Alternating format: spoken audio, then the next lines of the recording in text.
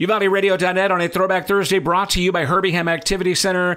Uvalde's Hidden Jewel at 248 FM 3447. Garth Brooks and The Dance, kind of a bittersweet song. And this will be a kind of a bittersweet interview as, man, we've just been honored to have this dance with Miss Sue Schwencke Rankin. Welcome back. Oh my gosh, you're going to make me cry. I'm choking up here, Robert. Oh my goodness. I know. Wow. This is like a moment, right? Wow. It is a moment. So first of all, let me get right into this and say thank you so much for bringing Herby Activity Center to UvaldeRadio.net. You guys have been a huge supporter of what we do. We like to think that we support you guys, and we've just really enjoyed our partnership with the Herby Ham. Now, I know the Herby Ham is not going anywhere, but long story short, Sue, you're retiring, huh?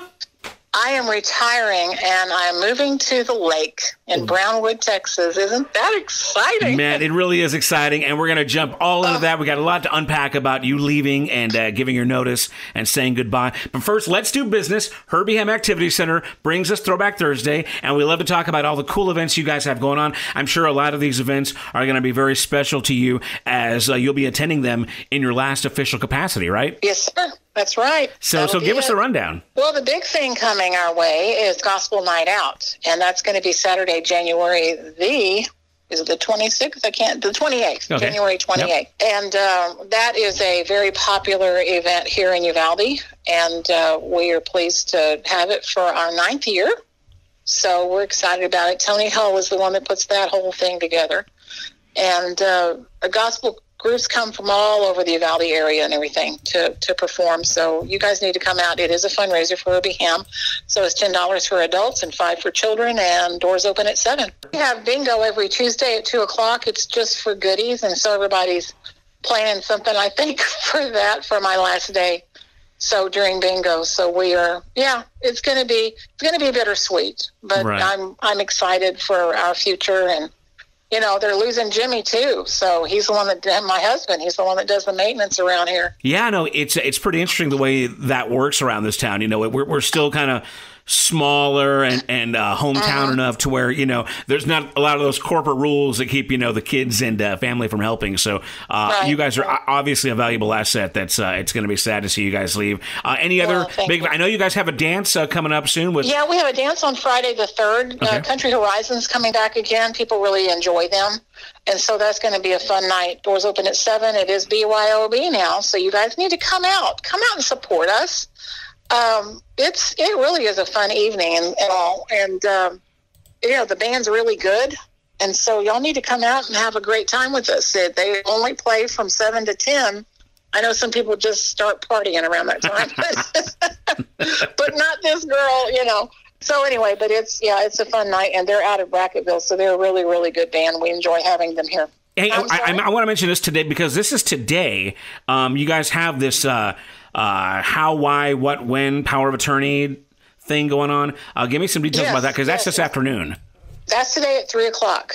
So True Hyatt from Veranda Assisted Living is going to come and do a question and answer session about powers of attorneys, DNRs, and dementia and signs of dementia. And if you see yourself having those moments, which we all do, and or a loved one about what to deal with it and things to ask the doctor and all. So it's going to be, we've really gotten the word out on this one. She's come here before and done that. So I think we're going to have a good turnout today for that at 3 o'clock. All right. I was putting 2 o'clock everywhere, but the poster says 3. So don't come at 2, come at 3. All right. And let me see. I know you guys have been doing health screenings and the blood drives. And as far as that kind of stuff, what do you guys got on the calendar? Okay, our blood drive is going to be the 26th. Hallelujah. We are full on the registrations. But that doesn't mean you guys don't come out, okay? Because, and as we've talked before, if you sign up, please show up. Everybody's got to realize that people really rely on blood donations to save their lives.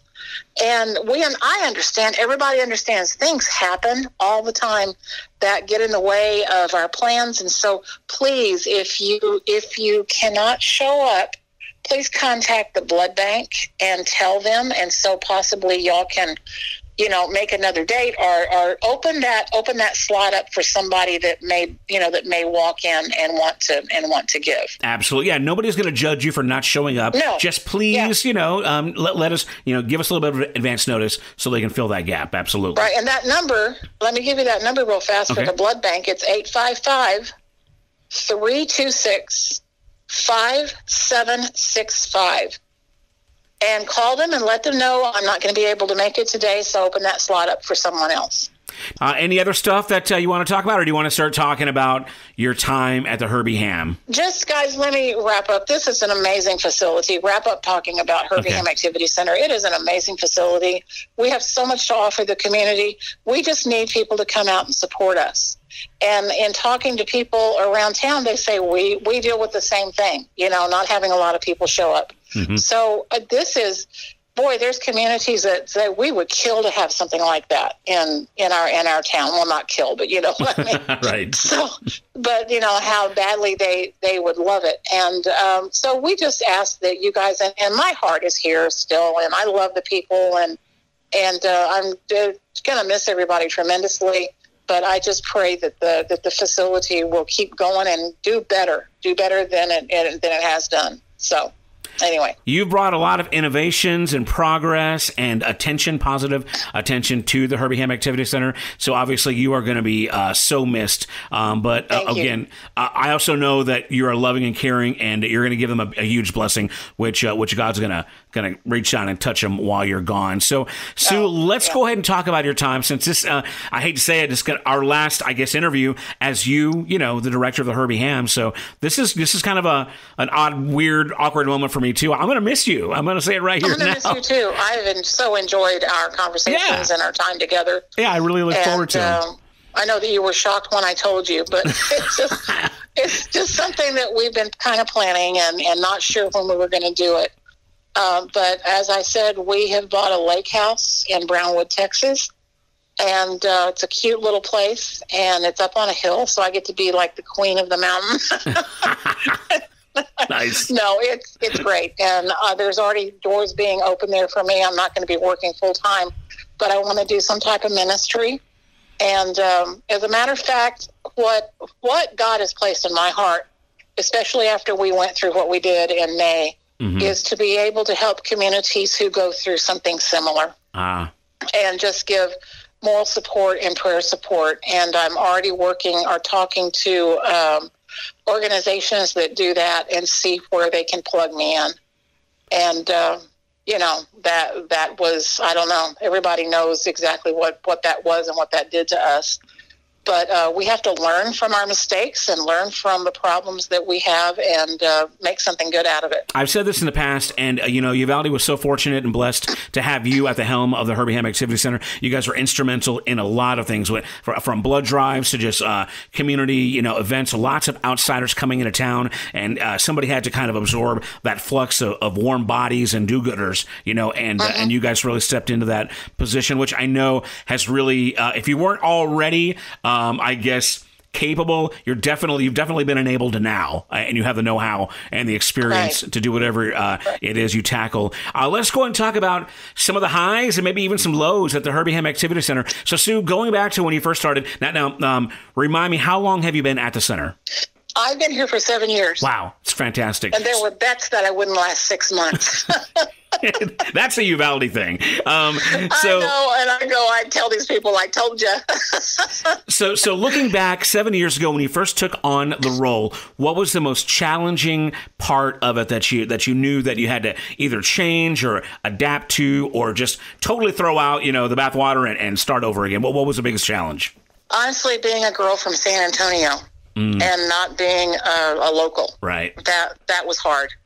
I made it, and I've made great friends, and but that was difficult. As a matter of fact, the board had discussed not hiring me because I was not a local girl and or woman, or whatever you want to call me. Yeah. So, but anyway, they did, and I know it was a God thing. And just because of a lot of reasons, even I've grown. It's not just me helping the community. The community has helped me through some things. And coming in and proving to myself that I could do it, and to a lot of people in the community. I mean, there are still people, honestly.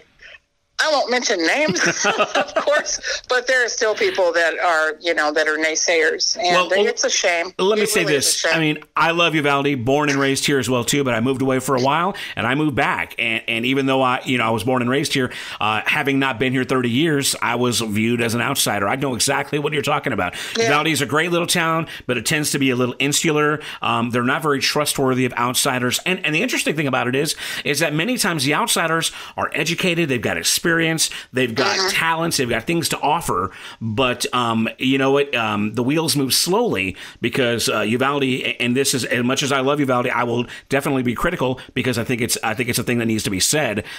Sometimes we need to let people who are equipped and educated and have experience in things, let them do it. Let them go. Wind them up, let them go, let them do their thing because good things are to come. And if you really want what's best for a city, a town, you're going to let the people who are qualified do it. And I think you're a great example of that. Well, thank you. So again, 7 years there. I'm going to say, don't set people up to fail. Yeah. I mean, if you see somebody that has potential and really wants to work, I mean, that's one thing. We have worked very, very hard. I have put in, sometimes, I get here at 7:00 and sometimes I'm not leaving till 11 at night. Yeah. And that's especially during dances and stuff like that or events. And I do it. I mean, I'm tired, and I may complain every now and then, but I would do it again because the community means that much to me. And I will say that, when people come to town, give them a chance and invite them to your homes for dinner. For heaven's sakes, yes. Well, you know what? And work there should be passion. This is not just, you're not clocking in and clocking out. And, these jobs that we take, they're our careers. They're what we do, and we put our heart and soul into them. And we shouldn't just view it as a paycheck and just kind of, waiting for the bell to ring so we can get the heck out of Dodge. So I truly appreciate, I know that what I do in radio, in Uvalde radio, it's what I do 24/7. It's always on my mind. You might say, oh, that's, overworking and that's not good for you. But I try to strike a healthy balance, But ultimately, it's what I do. It's in my blood. And I think that that's the way you've always treated the Herby Ham Activity Center. Now, look, over the years, you've done a lot of cool signature events at the center. What was your favorite, whether it was like a dance or a blood drive or maybe those markets you guys do? What's the things what are the things you look most forward to doing over the months or over the years?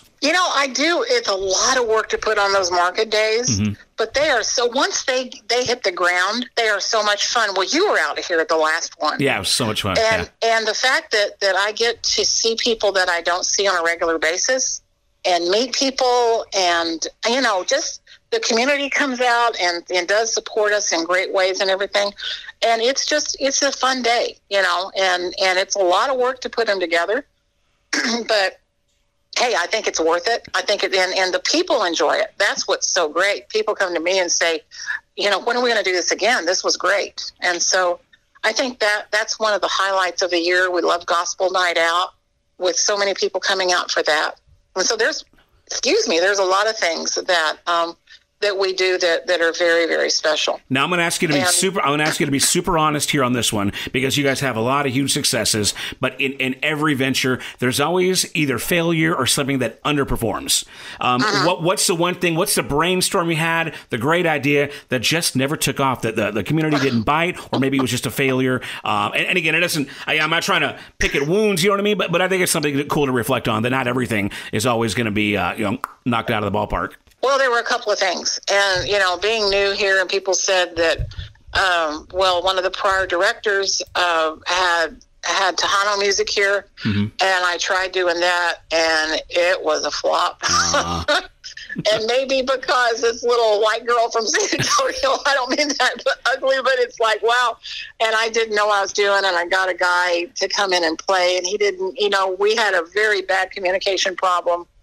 And I had like 15 people show up. Let me say this in your defense. The Tejano music scene is just not as cohesive and strong as it used to be. And you're going to talk to a lot of Uvaldians who talk about the Purple Sage and other venues when that was the heyday of the genre. But it's just not as relevant as it used to be. And as long as people keep still listening to, Los Palominos and Selena and not open their minds to new music, then it's just going to be what it is. So that is a tough cookie, there. So kudos to you for putting that on and trying. But yes. And the couple of the usuals showed up. A lot of people said that's not my style, and that's fine. Yeah. That's okay. But I definitely learned from that and thought, okay, I need to stick with what works. And so country western works here. And we have had DJs come in, and they've been successful. I like to have a little rock every now and then, and oldies and stuff like that. And so, we get bands in sometimes that do have a genre of things like that. So that's good. And then we tried doing what you are doing. Aren't you doing a daddy-daughter dance, or have you had that already? Yeah, that's coming up I guess Valentine's weekend. Yeah, at the Opera House. Yeah, and so we tried that, and it didn't work out good at all.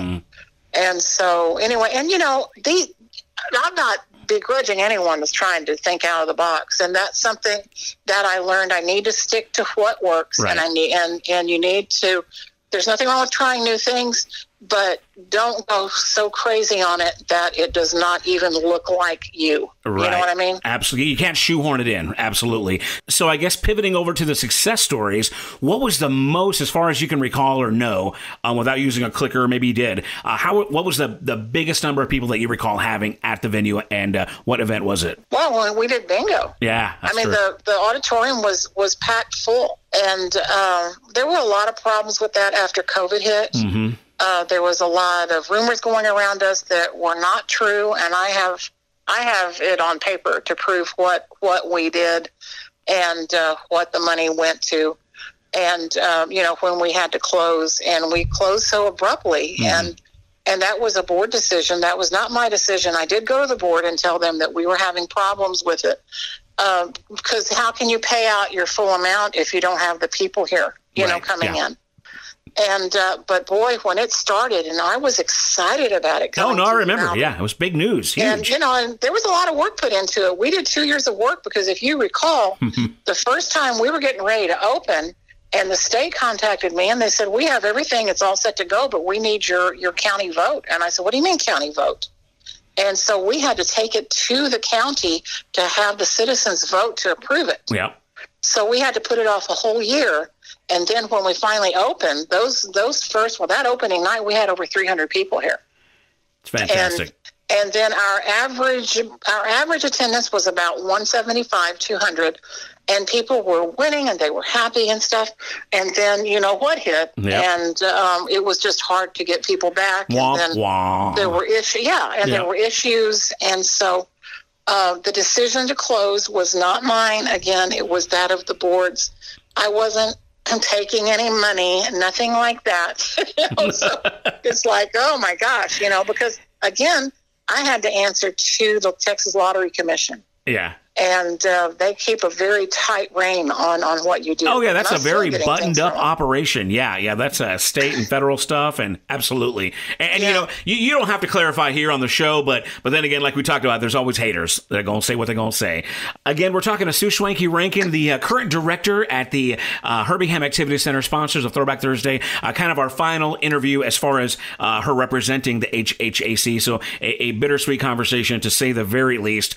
Sue, let's go ahead and pivot, talk about something else. This is just, I think, an interesting question. You've had a lot of people rent the place, the venue, quinceañeras, graduation, wedding receptions, I'm sure. Without saying any names, give us the circumstances of maybe the most disarray, the biggest mess, details about the biggest nightmare rental that you had to go through. Oh, my gosh. It was before we were allowing alcohol. When I came, and I can say this because we laugh about it now. Excuse me. It was before we allowed the renters to bring alcohol in. Mm-hmm. And that was a board decision. As a matter of fact, one of the board members told me during my interview that if you have any ideas of coming in and changing our alcohol policy, this interview is over right now. Wow. Huh. Oh, no, sir. I'm not going to do that. Well, guess what? So we had a quinceañera here. And I happened to come by on a Sunday morning to check everything out. And the place was not cleaned. The front doors were left open. The lights were left on. There was alcohol everywhere. And we had to, and I did contact the people that came in and cleaned a little bit. And so I had to, we had to do that ourselves. And that's when we just charged $250 deposit, if you can believe that, for this place. Wow. And so I got a hold of the renters and told them, this is not working and I'm keeping your deposit. And the man told me, we would have gone someplace else and paid probably 4 times as much. You keep your deposit and we'll see you next year. Well, hey, at least he was a happy customer.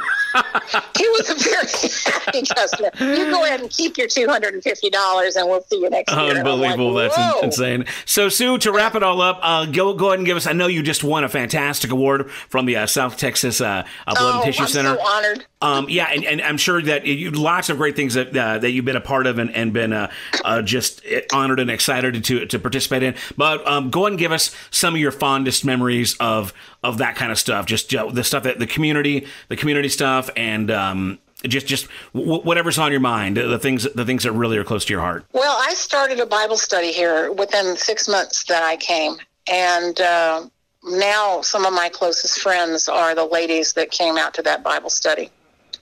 And they are still dear sweet. We still get together. Matter of fact, we're going to go out to lunch together on Saturday, and as my going away thing, with them. And the times that I've sat here in this office, and if I get choked up, I'm sorry, and prayed over people. And people have come in, and one lady said, I was at a Bible study, used to go to a Bible study, a sweet little lady's place here in town, and told one of our board members that she didn't even know about, well, she knew about Herby Activity Center, but she hadn't been here yet. And I told them, if there's ever anything you guys need me to pray with you about, or you need to talk, come by. And she was having a tough time one day. And she says, I kept on hearing you say that. And she goes, I know I heard God say, go by Herby and see Sue. And she came in here and we visited for probably an hour and a half. And she poured her heart out to me about things that were going on. And now she's an active part of our pool program, our water aerobics, and she's on our board, and just things like that. I feel like you have to be at the right place at the right time. And of course, seeing people come here, let's talk about the main reason why we're here is to give the adult community, it used to be just senior adults, and now it's 18 and over, but an outlet to come in and, rent a venue for your party that's a nice, clean place, and to come and exercise and to come and visit with people and learn something new. And it's just neat. So that's why our main name is Hands, Head, Health of Uvalde. And that's what Herby had created it to be. Because he said, keep your hands busy. You're going to keep your mind going, and you're going to be healthy. And so that's what we're all about. And it has been such an honor and a privilege to, I don't care if it's just one person coming out here and being a part of the pool now, or being a part of the crochet group, or being part of the wood shop. We've made a difference in those people's lives by activities that we offer. And then inside of my office, the way that God has led me to be able to pray over people and to speak into their lives has been incredible. It has been absolutely incredible. Well, and I will cherish it forever, forever. And let me put a button on that by saying, without getting too misty, that, you and I have had a couple of conversations in your office on that chair, and, everything from prayer to blessings to politics, you know what I mean? And, you are such a great ear and just a great support. So we will absolutely thank you, Robert. miss you in that role.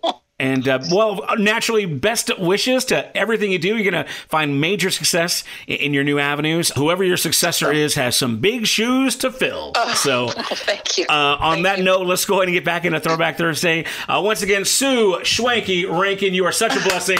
Thank you so much. Thank you. For being a part, so much. Being a part of UvaldeRadio.net. You've just been one of the most important voices here on our broadcast. So thank you so much. Tradition is that we normally play, Boy Named Sue for you. You want to go ahead and wrap it up like that, even though that's not Let's wrap it up like that. All right. I can't think of anything better. Go out in style. All right. Some Johnny Cash throwing this out to Sue for one last time here from the Herby Hem Activity Center on Throwback Thursday. This is UvaldeRadio.net. Sue, bless you. Thank you so much. Thank you.